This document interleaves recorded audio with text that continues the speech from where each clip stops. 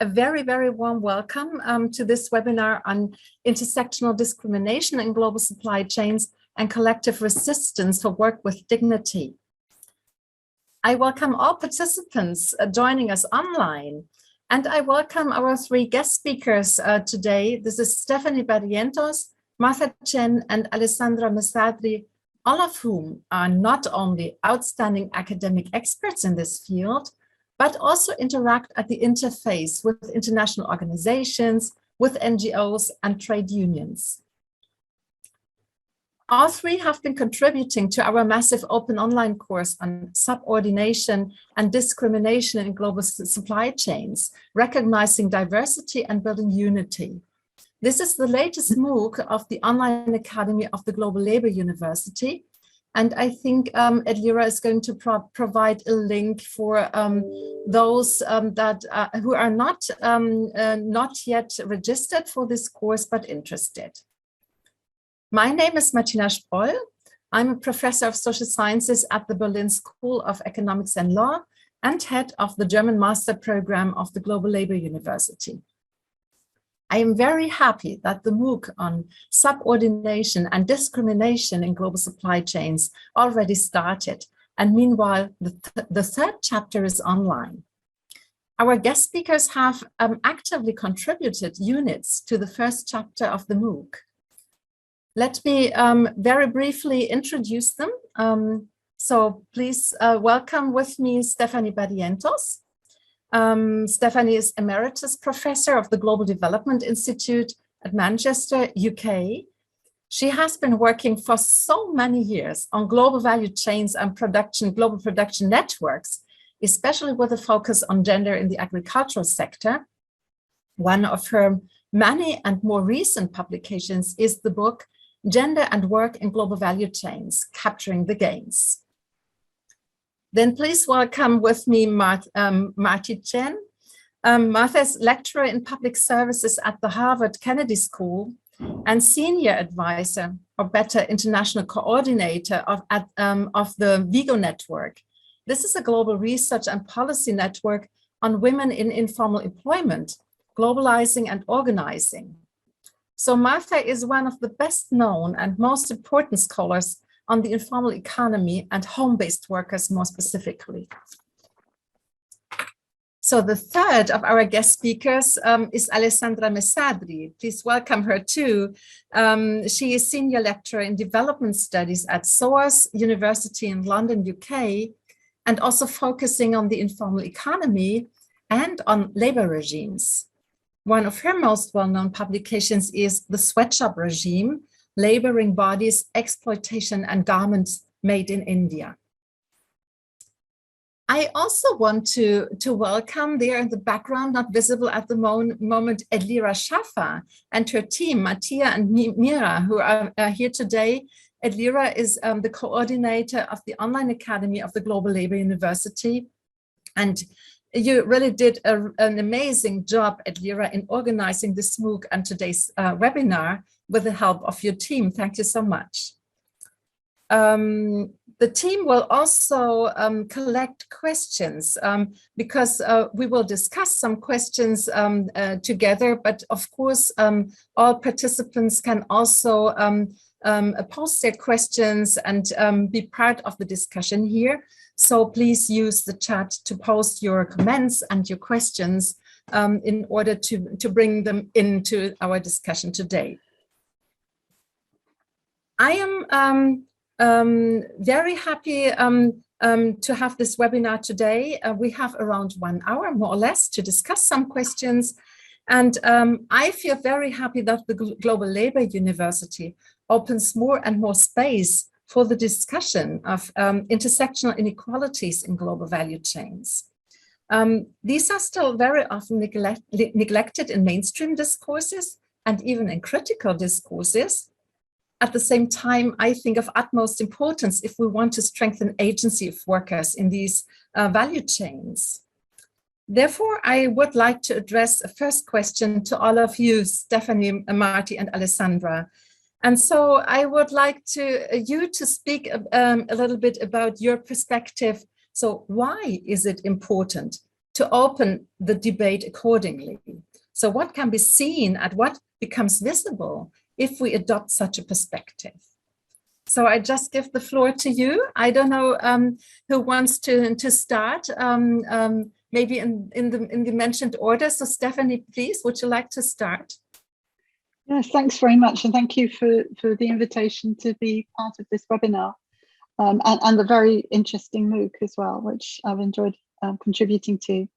I mean, I think one thing that's, my focus in my research has always been really on the firms and the value chain from the firm level through to the workers, and particularly women workers and more marginalized workers, different ethnic groups, etc., who facilitate and work in the value chain.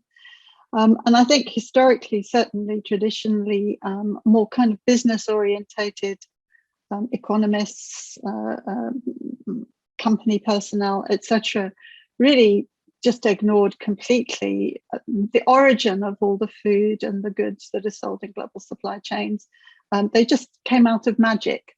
And I do think that over time, civil society campaigns, particularly trade unions and NGOs, have highlighted some of the issues around the exploitation of workers.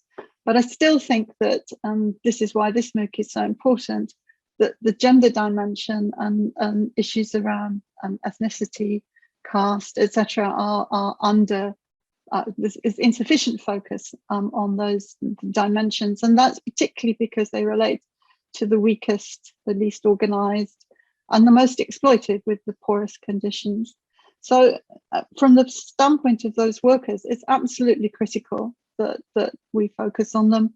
And I'm sure others will say, but without those workers, these supply chains, global supply chains will collapse. I mean, they hold the supply chain up. And I think one thing that's really demonstrated that was COVID, that without these workers, we simply wouldn't have received the goods or carried on receiving the goods that we did to keep us going through periods of lockdown, etc. And that goes right the way through the supply chain. So it's not just at the production level, but it's also at the distribution levels and also very importantly in retail. So often in all sections of the supply chain, workers are overlooked. So I think this is a critical debate. It's certainly critical for the workers, absolutely critical for enhancing their rights, but also in the long run, if you want global supply chains to be resilient or sustainable, then those workers have to be recognized and supported. Thank you very much, Stephanie. So I think the most important and basic message is that we have to bring the workers back into the debates, right? Yes. And so maybe I give over to you, Marty. What is your perspective on that? Thank you to the GLU and you, Martina. Well, first of all, I would echo what Steph said, but I would add that, you know, there are millions and millions of these workers in the supply chains in many, many sectors that we don't even think about. They're in the waste recycling sector, not just manufacturing or agricultural commodities, electronic assembly. You can go on. They're just in so many sectors, and they're, for the main, they are integrated on these unfair and unjust ways that they are integrated. And I think what we are trying to make visible by looking at the discrimination and subordination, and I'm glad Steph added exploitation, because that's really what's happening in many contexts, is that we want to make visible, first and foremost, all the workers in the chains. So my work, as you mentioned, focuses a lot on the home workers, who are one of the lowest links in the chains, many of the chains. But I would venture that there are global supply chains in all the groups that we work with. So it's not just the supply chains of goods, services as well, and the domestic workers, their global supply chains. And I think what we're trying to make visible is the workers, but also the terms and conditions under which they are integrated, how irregular and often arbitrarily canceled the work orders are, how low pay they get, how they suffer delayed payments, the home workers, how they they get an irregular supply of raw materials, often low quality, and arbitrary rejection of their goods. You name it, there are so many ways in which they are subordinated. And in the case of home workers, I have to point out that they also have to cover the cost of the workplace, of the electricity, of the equipment. They cover a lot of the costs of production and are treated so poorly. But what we're also trying to bring out is this imbalance between capital and labor with big C and big L in terms of the value added capture, but also the power asymmetries in these chains. And so it's very important to think of the chains as downloading costs and risks onto the workers. And they have very little recourse, and the imbalance between, the owner of Nike, and in the old days, it was Michael Jordan advertising Nike, the value added that they captured and what the poor workers making the shoes captured. I think that's what we're trying to expose, is the nature of global capitalism and the way it really is exploitation. Thank you so much, Marty. So in order to understand the dynamics of global capitalist accumulation, so we need to include more than what initially was included into the research, for example, in global value chains. And you point to the importance of including the services sector, but also domestic workers and the informal workers, irregular workers. So we will go deeper into that in some minutes. But before that, I would like to give the floor to Alessandra to also answer this question from your perspective. What can be seen, what becomes visible if we adopt a perspective on intersectional inequalities? Thanks a lot, Martina, and I just echo Marty and Stephanie in saying how honored I am to be here and how great an experience it was to participate and contribute to this module. I think Stephanie and Marty already touched upon key issues. What I think to me is central on a focus on subordination and discrimination is how it flips the narratives on global supply chains. So in mainstream accounts, effectively what you have is a narrative of chains as a way out of poverty and inequality based on their employment generations. Now, in critical accounts, Martina, as you rightly pointed out, there is a focus on labor exploitation, but there is a sort of reference to a neutral worker, which is homogeneous and experience exploitation somehow in a similar way. And I think instead, if we recenter the debate around discrimination and subordination, we obtain two things. On the one hand, you do have a narrative that stresses how global supply chains are in fact a mechanism for the reproduction of poverty and inequality, because labor markets generally are a great transmitter of inequality globally and locally. And on the other hand, we stress that the labor experience is not a homogeneous experience. So gender, race, caste, ethnicity is really how we approach and how we experience labor as different cohorts of people. And this is magnified in global supply chains that generally include highly vulnerable categories of workers. So we just refocus on inequality and the ways in which labor actually is central to the reproduction of these inequalities. And we can also focus on the ways in which these inequalities differ for different categories of people. So for me, this is a very important task that we were set to do in this forum and with the module that we contributed to.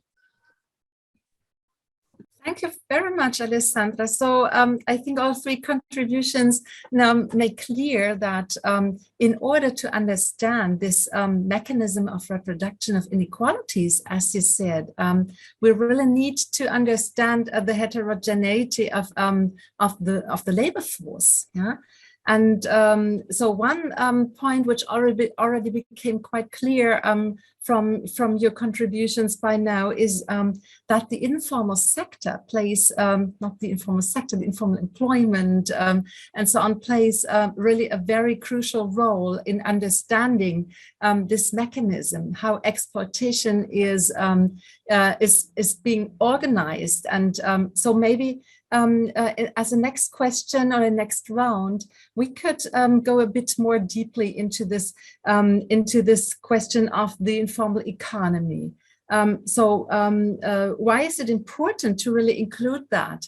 Why would it also be important to include the sphere of social reproduction? This was a little bit mentioned by Marty when you said domestic workers also play a role, but maybe there's other dimensions you would like to highlight regarding that.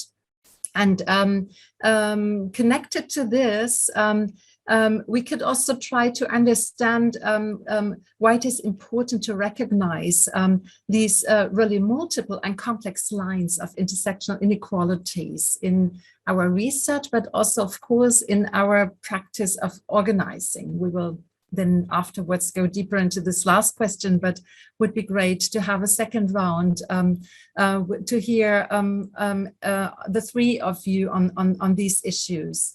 Maybe we start with Marty for this question on the informal economy. Why is it so important to include this? Mainstream theories and concepts will have some difficulty to really include and focus on well, these more invisible parts of the chains, right? Thank you for that. Well, first and foremost, we now know that 61% of all workers globally are informally employed. And if you move to developing countries, it's 90% on average. And even in emerging economies, the middle income economies, it's 67%. It's really only in the global north, in developed countries, that it's 18%. So it is the majority of workers globally. It is the vast majority in the more developing and even emerging economies. What's the defining feature of informal employment is that employment, you don't get social protection through your like to project through work. And what we know from the global estimates is that there's a strong overlap between being informally employed and being poor. So a larger percent of informal workers than of formal workers will be from poor households. And then in the global supply chains, there are, we don't know, there are no estimates of what percentage of workers in supply chains are informally employed, but it's important to point out that in the supply chains, they tend to be, even if they were previously self-employed, they tend to be contracted as subcontracted workers in these chains, because it's very hard for a single small family unit to produce as a self-employed firm. And we know that they work in many places that are considered, it's not just the workers are non-standard, it's their workplaces. So they don't all in the garment industry work in factories. Many of them work in their homes. And then of course, if you move into the agricultural sector, they're in the farms and in the vineyards, they're in many places. In the non-timber forest product, they're forest gatherers. So they are working in all range of places. Of course, in manufacturing, I forgot to mention the famous sweatshops. They're also in the sweatshops. So when we think about their conditions, we have to take into consideration not only their status in employment, but also their place of work, because that determines a good deal of their productivity and other outcomes for them as workers. And can I just speak to intersectionality, and then I'll hand over, which is to take the example of a woman home worker. So we have to look at the intersection of all the sources of discrimination or exploitation or subordination. So she's first and foremost subordinated as an industrial outworker who's paid by the piece, working in her often unorganized, although there is a great movement now to organize them. But she slum, a squatter settlement, or a low-income neighborhood where the lack of basic infrastructure services makes the home not a very productive place to work, and they're competing uses of these very, very small homes. So her productivity is compromised from a disadvantaged community, which is discriminated against by the state and by the general public. And then too, she's a woman, right? So there are all these sources of disadvantage and exploitation given all her identities. And I would hasten to point out that we should not confuse the traditional home-based worker, the home worker, with the modern version in COVID of all of us working from home remotely. We all become home-based workers, but we're doing jolly well. Thank you very much. But the traditional home-based workers and the home workers, especially the ones who are industrial outworkers, suffered the greatest in COVID, according to our 12-city study. They had the greatest decline in earnings and the least in 2020 and the least recovery by 2021. And it has to do with the nature of these supply chains that they operate in. And the supply chains also for their raw materials and supplies. Thank you. Thank you so much, Marty. So it becomes very clear that informal workers are not only the majority of workers in global supply chains, but they're also the most vulnerable and those who really don't have social protection and are most of them poor. And so this, of course, already indicates that we have to look at all these axes of difference, of inequalities, in order to understand the situation of different types of workers. Alessandra, what is your take on that? And maybe you could try to link this this question on the significance of having an intersectional perspective with the significance of the sphere of social reproduction. Yeah, thanks. Thanks, Martina. I think, as Marty was saying, if you look at the majority of employment in global supply chains, well, those are labor intensive, but increasingly a number they're not necessarily, is the fact that you have not just the informal economy incorporated, but you have a broader process of labor informalization at work, whereby you can have highly informalized labor relations, even in otherwise formal realms. Now, the way in which this is achieved is exactly through intersectional exploitation. So in a way, the presence of caste, gender, ethnic divisions within the labor force is utilized to deepen the process whereby the labor relation is made precarious, which can mean having no contracts or having very bad working conditions, having great wage differentials between workers, and so on and so forth. So intersectionality is central to the way in which the actual exploitative experience is made in highly informalized labor regimes. Now, Marty was making reference to key data sources, So 61% of the entire planet laboring informally, which is an extraordinary estimate.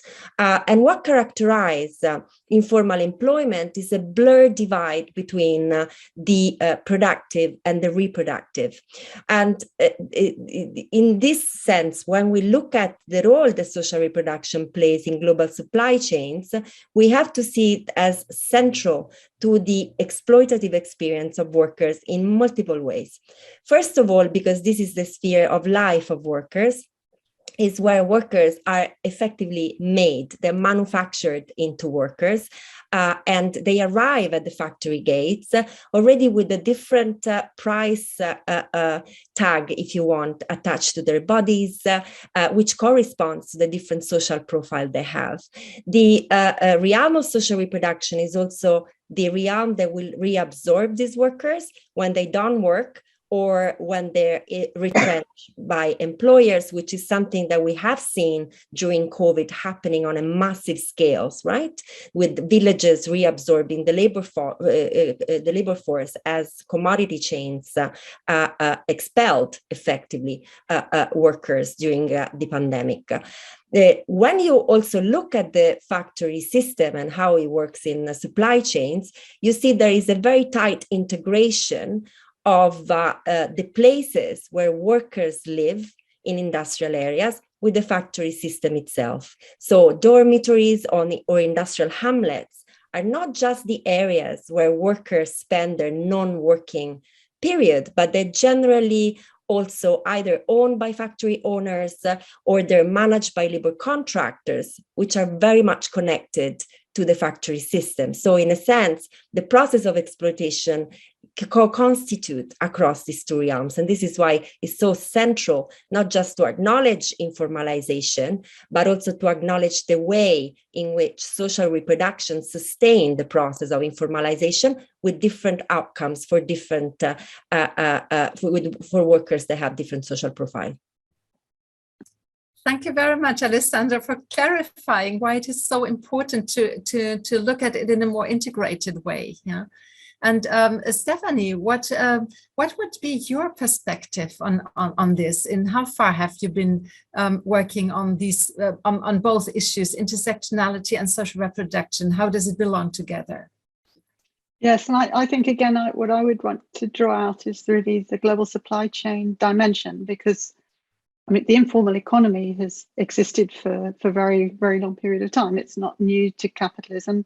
It's critical, plays, you know, has been, exactly as Marty said, has been a substantive part of majority of countries in the world. But looking really purely from a global supply chain dimension with that lens on, I think what we have to remember, one of the key features of the global supply chain is the flexibility. It's the way in which production is organized across countries, across borders, usually by multinationals, big lead firms, often by other firms within the supply chain. And as Marty said, a supply chain crosses multiple sectors. It's not just, you know, an agricultural product is then, or such as cotton, is then processed and is then manufactured into garments, and then the service delivery has to see it through. But the key with the global supply chain is this issue of flexibility and what's called just in time.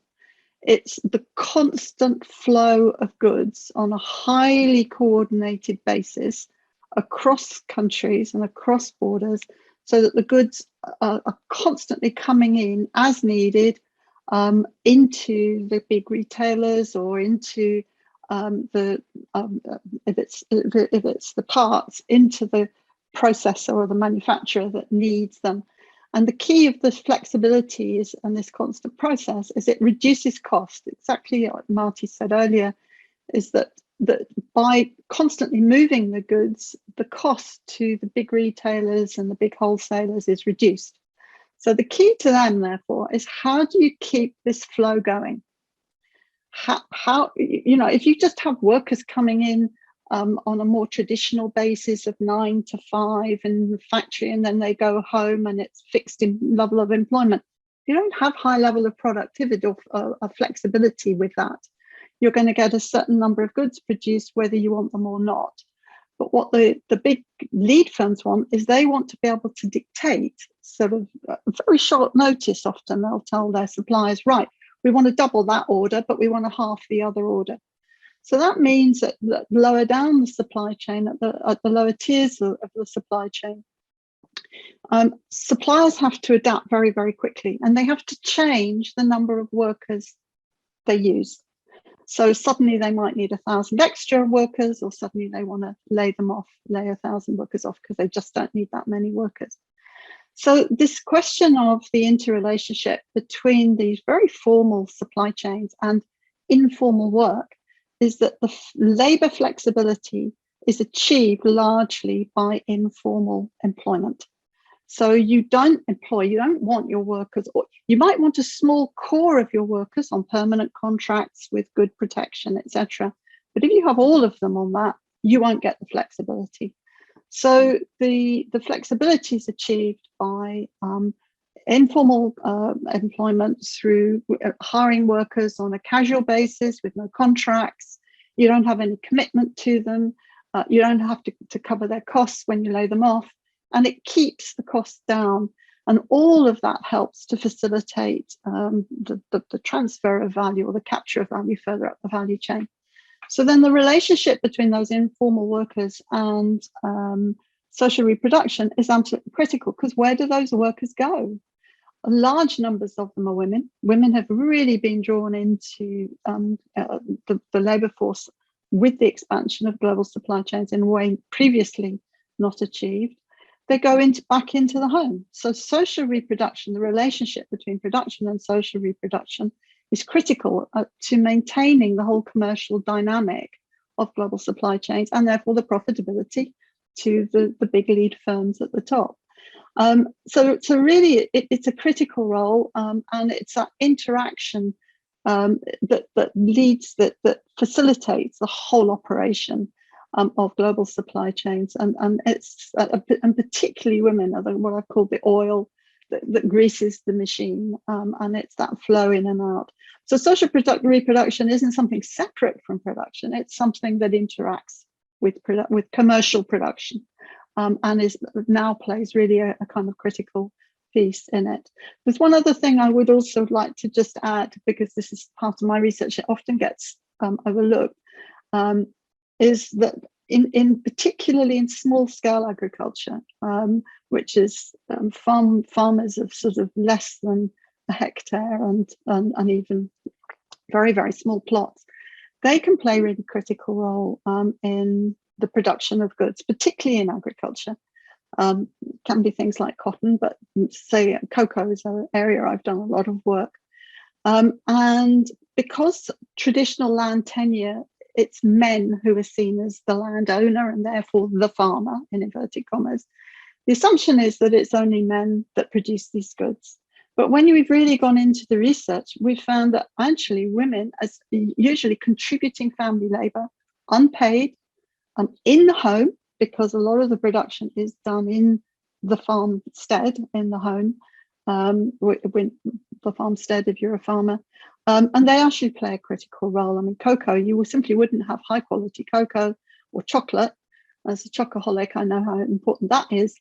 If you didn't have the unpaid contribution of women, particularly in the kind of post-harvest care of the cocoa before it goes through to processing. So right the way through to the home, and social reproduction plays a critical role in the maintenance of multiple supply chains. As Marty says, we haven't got good data, but we know, and we're working on this issue, but we know that they play a critical role. Thank you very much for clarifying these points, Stephanie. I think it's not only in social reproduction, but you also brought in this question of flexibility and how this just-in-time organization in global value chains, global supply chains is working. This does not only shed light on the vulnerability and exploitation of workers, but also shows maybe a structural strength that could be brought in if we think about organizing workers, right? And so there are already some questions on this, how to counteract the hegemonic narrative of of employers and so on. What could we do to remediate the intersecting forms of discrimination and exploitation of workers?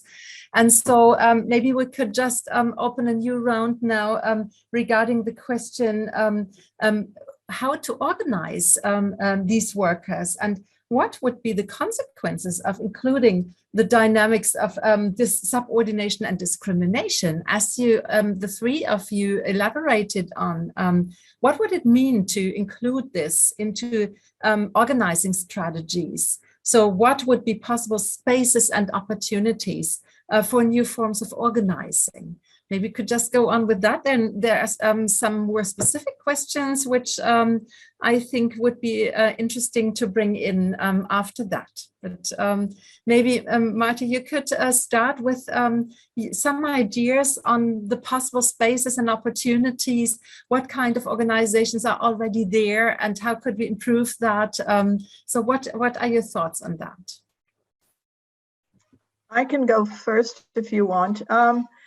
First, bringing subordination and discrimination into organizing isn't what they organize around. The informal workers and the home workers is the subordination and the exploitation. What it is the trade unions do not fully understand all of these links in the chain. They may understand the factory worker and organize around the shop floor and wages.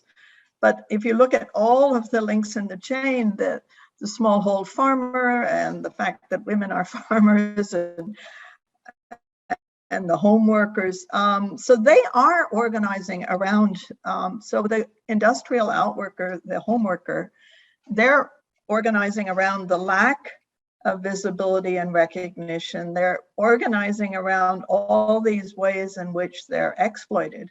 And they're trying to calculate what a fair piece rate would be for somebody who also covers the costs of production, including, so they're into figuring out what a fair piece rate should be for somebody who has to cover many of the non-labor costs of production. And so I think what we need is for the formal trade unions to understand that not everyone is a wage employee on a shop floor, a firm, or a factory, that a lot of them are what are being called dependent contractors or subcontracted workers. And if they're invisible, that takes a particular kind of organizing. So a lot of the organizing of home-based workers is done through community level organizing, where one home-based worker knows the others in that cluster, and she organizes them. But I should say that there's 4 regional networks of home-based worker organizations and a global HomeNet International with affiliates, and I should know the number, but it's something like 45 countries. And they are organizing in the context of COVID. One of the things they're organizing, 2 things. One is not for the industrial outworkers, but more the subcontracted. They need markets because the supply chains and all have broken. And the other is that COVID has exposed the failings of social protection and relief. And so they're really campaigning now around social protection, and they're campaigning around the home as workplace. Because if you work in a space that's so small and you don't rent, you have to rent it, and you don't have secure tenure, and you don't have basic infrastructure services, it's very hard to be productive. And people blame the informal workers for being non-productive, but they don't realize, if they took into account all the factors of production, how actually very productive they are. And I know that during the energy crisis prolonged in Pakistan, women would work with their cell phone in their mouth, with the light of the cell phone, trying to finish orders so that they wouldn't have, if you don't complete the order in this sort of highly efficient machine that Steph outlines so powerfully, and you don't get another contract. contract. So you work day and night by the light of your cell phone to make an order. And 2 home-based workers in Lahore during the peak energy crisis committed suicide because they simply could not meet the orders and their family depended on it. Thank you so much, Marty. I think some very important points of what you said is that well, the trade unions really have to change not only their view on who are the workers, because well, it's also about workers who have traditionally not been perceived as workers because they have no contracts and so on, and irregular workers are home-based workers, and this all also indicates a necessary shift of the place and the space of organizing. Yeah, so you were drawing attention to communities and to where the workers are actually. Yeah, I think this is especially for trade unions in the global north still a very complicated change, but which but nevertheless seems to be quite important and urgent. So maybe I give over to Stephanie now for this question of spaces of organizing, and maybe I include some of the questions that have been posted in the chat. So how can we ensure human rights of women workers in global supply chains? And another question which I think is quite important, that somebody who came up with a narrative on where if we organize and regularize informal workers, wouldn't that increase wages and at the same time decrease employment? Yeah. So how can we react to such well dilemmata, which at least in the discourse from the employer side is being raised? Yeah. No, thank you. And I think Marty raised it. It's in the chat as well. I think a critical really is for these workers, and particularly for the more marginalized workers, is this issue of the ability to organize, independent organizations. And of course, traditionally trade unions have been the main vehicle, but the trade unions in many countries operate within specific factories or specific sectors, whereas the global supply chain, as we've already discussed, crosses that and crosses the productive and social reproductive spheres as well. But so I think it's also thinking of new ways of organizing and forms of resistance as well. And I mean, one thing certainly in my own work I've seen is even where workers are not necessarily in a formal trade union, and it's really important that trade unions adapt much more to these new kind of flexible ways of work, and that all workers need to be involved. It's difficult when workers are very fragmented, moving around all the time. I really do understand the challenges, but often workers themselves work out. I mean, firstly, just simply in a global supply chain working on a just-in-time basis, often quite unorganized workers they know where the pinch points are, because they are being put under pressure every day to produce to meet a specific order, and it has to go through a particular form at a particular place. So, you know, workers in South African fruit learned years ago, they particularly the temporeras, the women workers who were not in trade unions, all they had to do at the height of the production schedule was fold their arms. And that would disrupt the supply chain. Certainly workers in South African fruit as well, when they were campaigning for higher wages, a higher minimum agricultural wage in 2012, what they did was they blocked one key road, which was the road to the port. The fruit couldn't get out, so it couldn't meet the supermarket schedules. And that led to the government immediately getting involved. If they just campaigned against the employers on their own in a fragmented way, they wouldn't have got the government involved. But once the main export channel for the value chain was disrupted, the government was in there and conceded to some of the demands, not all of the demands of the workers.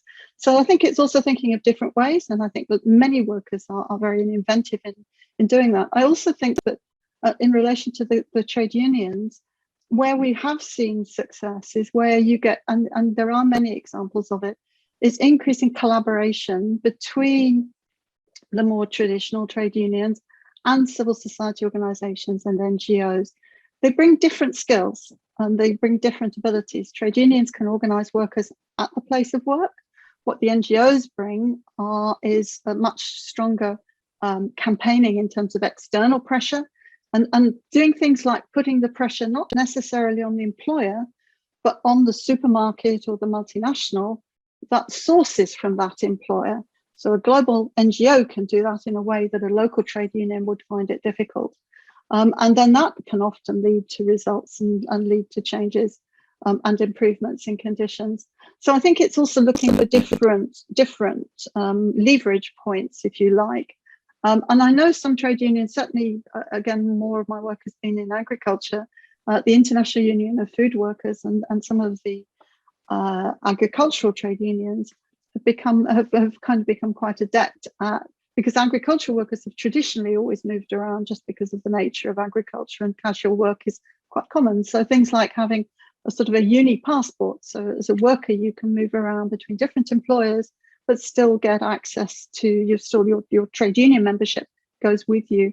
And similarly with social protection, you know, there are kind of these schemes. Chile has tried some where you have a kind of a more mobile social protection scheme so that workers can move through from one employer to another, but still accumulate the legal protection from the government, which they would lose under traditional schemes. So I think there are very innovative ways, and I completely agree with Marty that COVID has really highlighted these. They need to be campaigned for. I've never seen advances for workers or for women in particular without campaigns. So I think it's just working out the different strategies that can be more effective. Unfortunately, with the crisis following COVID, we're now in a slightly different sphere. So just going, do you want me to carry on? I could refer to some of the questions, or do you want to bring Alessandra in and then maybe we could go back to the questions? Can I just do a double hand, because it's not just trade unions and civil society NGOs. There are all these organizations of informal workers, and they have to be brought in. They're not NGOs.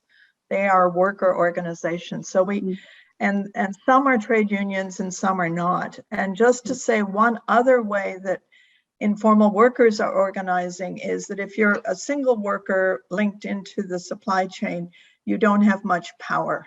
But they are forming, they work collectives and then they got integrated in chains as individuals, but they're going back to forming collectives and producer groups. And where those have been able to mature, they are earning twice as much from the value chain than they were before, because they're eliminating some of the links in the chain. Now, I feel for the low-end intermediaries as well, but collectives are really important. The other issue is for anyone who organizes, the fact there's industrial zones are of informal home-based workers doing things for that export industry, whatever it is.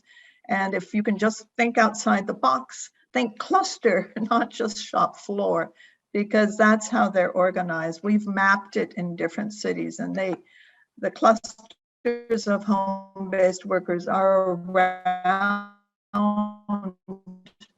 the industrial clusters or sometimes wholesale markets. Sorry, Alexandra, for. Thank you, Marty, for these additional thoughts, and thank you, Stephanie, for raising so many important questions. I would just like to highlight a few of them. So I think that you pointed to, the need for being much more creative, not just for trade unions, but also for workers' collectives that Marty brought in, and NGOs. And so we need more cooperation, collaboration, and we need to really look into what are the power resources, the different power resources that can be mobilized. And with that, I would like to turn over to Alessandra, because you also should bring your thoughts in on this question of what possible spaces and opportunities. And there was also a specific question to you on this. So Understanding intersectional exploitation certainly has an important implication on the way trade unions organize along global supply chains.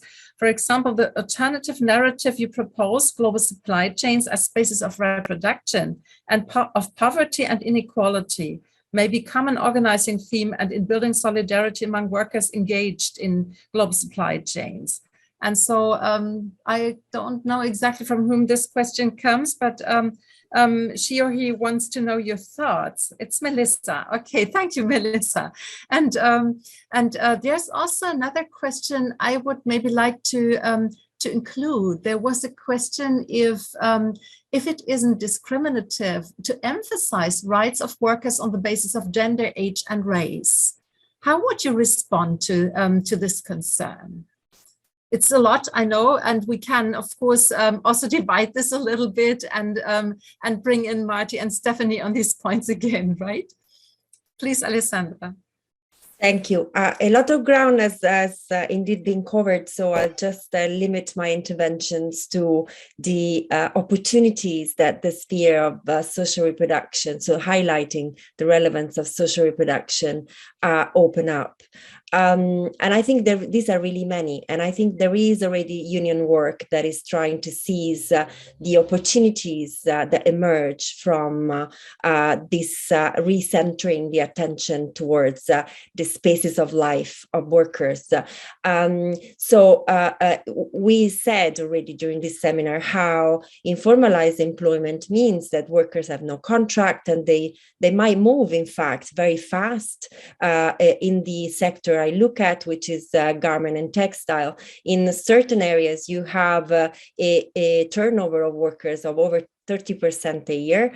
One of our last surveys in Delhi indicated that over 60% of workers stayed on in the same factory for less than a year. So when you have that the space of work is so temporary for workers, in fact, spaces of life are fantastic opportunities to redirect organizing efforts. And there have been very successful organizing campaigns across India, indeed, but particularly in China, they've targeted dormitories as a key sites where resistance can actually be nurtured. So targeting the daily reproductive spaces of workers, the dormitory is what for workers ultimately remains more stable. So you can work within these spaces, which I would say would be the equivalent for factory workers of the community, to sort of make sure that workers are shared information about their entitlement rights and so on and so forth. So this is one example that, for instance, in China we have seen it in North India. Another way, indeed, where you have long distance migration, which again is something that characterizes many global supply chains, is to also target the places of origins of workers. So we're still within the realm of social reproduction, but we are in the intergenerational sort of realm. So we actually have seen efforts by activists to connect with the village of origins of workers to do what we would call as a pre-union work. So these are often rural workers or first generation industrial workers. And it's very important to share information about their rights and entitlements so that once they actually hit the industrial areas, they just know where to go to, they know which unions might work in their sectors and so on and so forth. For instance, GATU in Bangalore has been quite successful in using this type of mobilizing strategy with incoming migrants, which we have seen in the last 10 years coming from Northern India, which is not something that we had previously seen in Karnataka. So there are many possibilities that open up if we just really sort of see what can work best to be imaginative with the type of organizing strategies and campaign that a focus on discrimination and subordination can open up to us. Now, in terms of what it means in practice. I think some of the one of the question hinted at, well, are we not then participating in exclusion if we highlight the fractures or like the lines of differentiation over the working class? I don't think necessarily that the ways in which we would highlight this is to stress is to stress separation. But I think it's fair to acknowledge that different workers will see in practice their working conditions, wages and entitlement also very much linked to their own social profile. So it's more like to elaborate strategies to overcome this level of inequalities in the labor market that might, for instance, entail looking at racial wage gaps, looking at gender wage gaps in ways that can sort of be addressed still within a unitary sort of approach to organizing the workers in question. Thank you so much, Alessandra, for these. Could I come in with one point that I think please, relates Stephanie. to a number of the questions? Well, two key things. Firstly, I think we're all saying in different ways, but it adds up to the same as all organizations involved in global supply chains should be thinking much more strategically about how to coordinate organization across the global supply chain. So that could be unions, community organizations, etc. But think first through the global value chain or the global supply chain, then work out which organizations are involved at every point, and then coordinate across the supply chain. So I think that does happen. International Transport Federation is very good at doing that, for example, but it could be done a lot more. But the second thing I think is really critical is the one thing the big global buyers do because they're under pressure from campaigns, they do want their suppliers to comply with law. So and I think increasingly is to, and certainly we saw this work very well in South Africa when the workers mobilized, casualized workers mobilized, was the demand was in relation to the government to increase the legal minimum agricultural wage, because and the big buyers always want to ensure that the law is applied. At Bangladesh, for example, a lot of organization and mobilization of workers, again, with a lot of the demands on the government rather than just individual employers. And I think that is really important, that governments could play a much bigger role. And also ultimately governments are responsible for most, not all, but most social protection policies. So it's making sure that governments not only have better legislation, but also that they enforce that legislation for the more casualized, informal, marginalized workers. Thank you, Stephanie. This last point is maybe also at least half of an answer to the question about the role the German supply chain law could play. So it is a little bit to be, we still have to wait because it's not enacted yet. Yeah, so it will start from next year, and we can see in how far this legislation can be used and enforced in practice.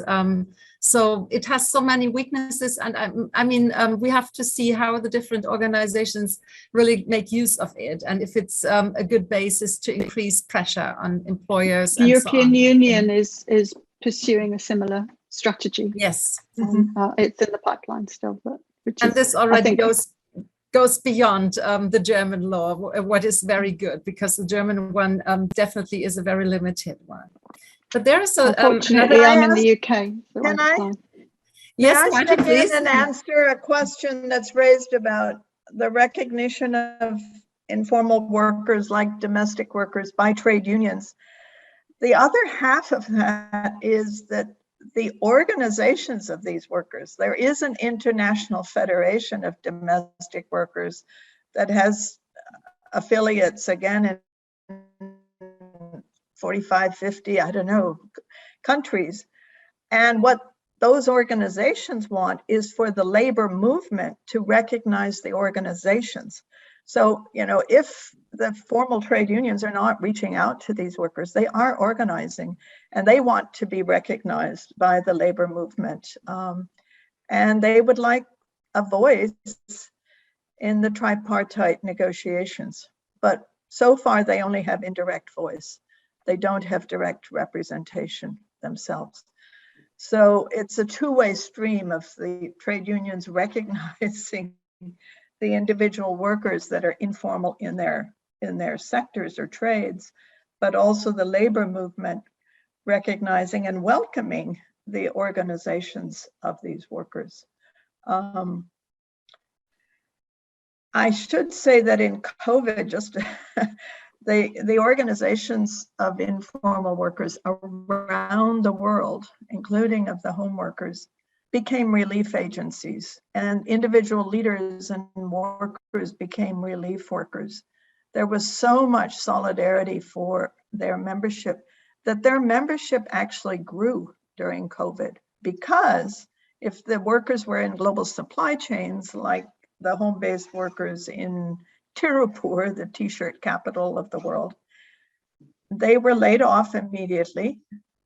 So a lot of the factory workers were as well, and the migrant workers went home. But as the factories began to reopen, the factory would do all the things that the home-based workers normally would do. They weren't outsourcing. And only under extreme pressure did 2 of the companies send any relief funds for their huge workforce. A union of home-based workers was providing food aid, leveraging food aid, channeling the work.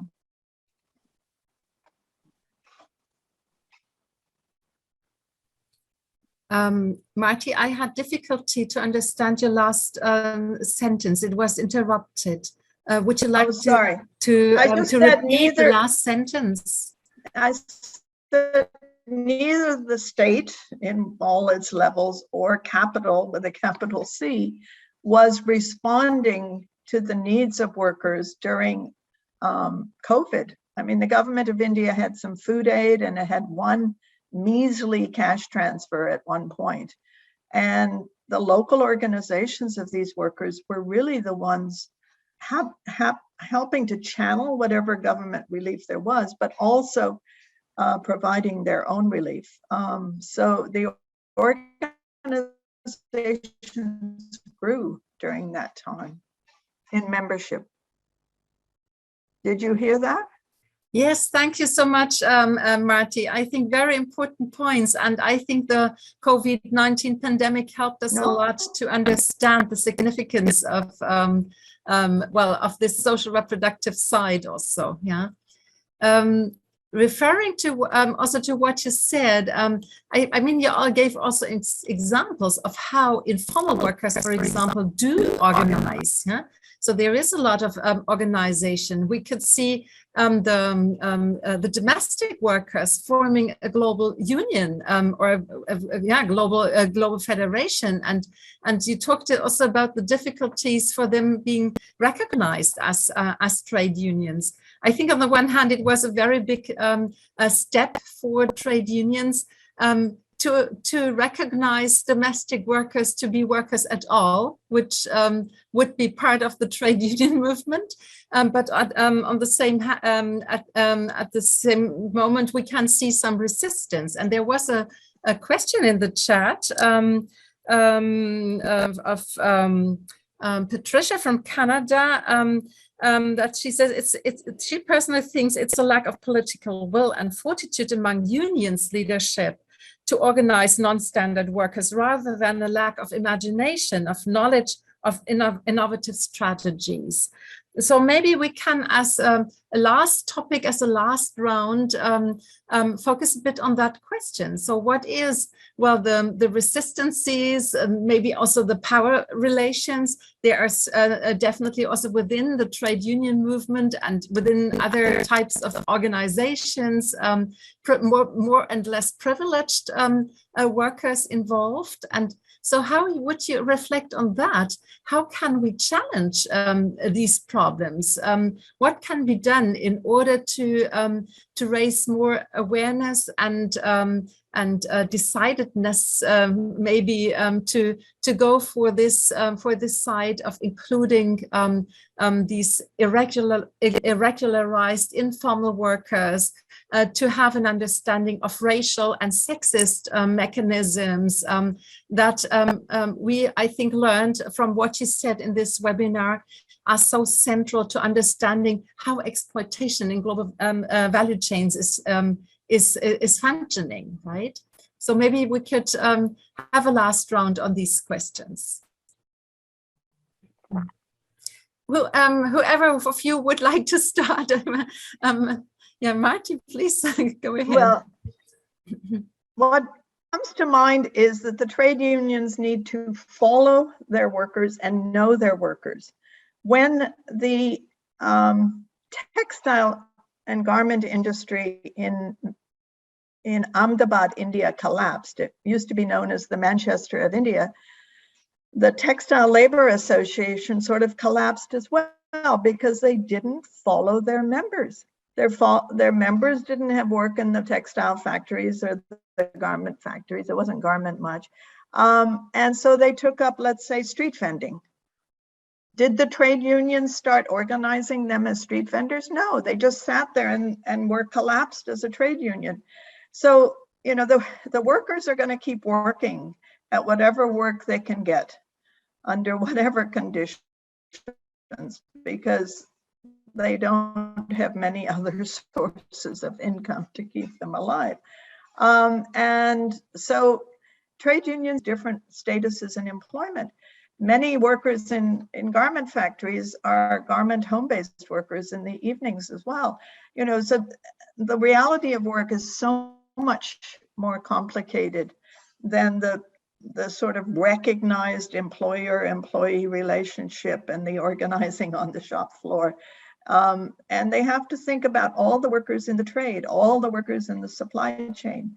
And otherwise, you know, it's going to be a diminishing percent of all workers that are organized by trade unions. And right now it's a very low percent, but it's going to be diminishing. And you have to think about how to organize Uber drivers and other drivers, other categories of platform workers. There are real challenges to organizing. And as Alessandra said, you have to look at the spaces of life, you have to look at the village of origin, you have to look at different ways and places, sites of organizing. I know that the domestic workers in Hong Kong used to congregate under some kind of overbridge or flyover on their day offs on Sundays, and the union would go and find them where they were on their day off. Some of them would go to the airport because they could find cool places to just sit around and be together. So you have to follow your workers, you have to know them and organize them around you know, their pinch points in the supply chain, but they're pinch points in the lives and work of these workers. And they'll tell you what the priority issues are because they live them. It's not such a mystery. You just know your workers and follow your workers. Thank you so much, Marty. I think that might also be a very clear answer to a question which Alejandra posed in the chat. So about her concern that informal workers don't feel identified with traditional organizations, and that these workers can be allies in strategic moments, but there's a lot of discussion pending, she says. And so I think you made very clear that this also from the trade unions, from the more established trade unions, it is sort of an existential question if they will manage to include that kind of workers into their strategies, because otherwise trade unions will also not be able to challenge or to find answers to the challenges that are posed by these types of globalized work in global supply chains, of course. What would be your take, Stephanie and Alessandra, on these questions? so building on your experiences also in your different fields of research or action, maybe. Who would like to start? Do you want to go, Alessandra? Sorry? Do you want to go first? Yeah. I can please, indeed. Thank you very much. I think some crucial points have been touched upon, and I think indeed that there is really the need of democratizing, I would say, many trade unions across the world.